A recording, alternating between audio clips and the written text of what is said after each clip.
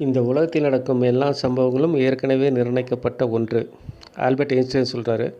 So இவங்க தான் வரணும், இவங்க தான் போகணும் அப்படின்றதெல்லாம் ஏற்கனவே நிர்ணயமாகிருக்கு. அது மாதிரி பார்த்திங்கன்னா 2026 இந்த வருஷத்தில் பார்த்திங்கன்னா விஜயோட டேட் ஆஃப் பர்த்தும் 22/6/1974. இந்த 2/2/6 அவரது பார்த்திங்கன்னா 22/6. ஸோ அது ஒரு பாசிபிலிட்டிஸ் இருக்குது. ஸோ விஜயோட ஆத்மேன்னு பார்த்திங்கன்னா 19. அது மாதிரி எலெக்ஷனோட டேட் பார்த்திங்கன்னா 23/4/2026. அது எல்லாத்தையும் கூட்டினா 19 வருது. அதே மாதிரி எலெக்ஷன் ரிசல்ட்டு கூட்டினீங்கன்னா 4/5/2026. அது எல்லாத்தையும் கூட்டினா 19 வருது. ஸோ இவரோட ஆத்மேன்னும் ரிசல்ட்டோட டேட்டும் பார்த்திங்கன்னா இயற்கையாகவே ஒன்றா அமைஞ்சிருக்கிறது ஒரு பெரிய ப்ளஸ் இவருக்கு. அதே மாதிரி தமிழக வெற்றி கழகம்ன்றது 64 வருது. ஆயிரக்கலை 64ன்னு வாங்க, 6 நாளும் சேர்ந்து 10, 1, அதுவும் சூப்பர் நம்பரு. விஜயோட டோட்டல் கவுண்ட்டு 10, அதுவும் வருது நியூமராலஜி படி.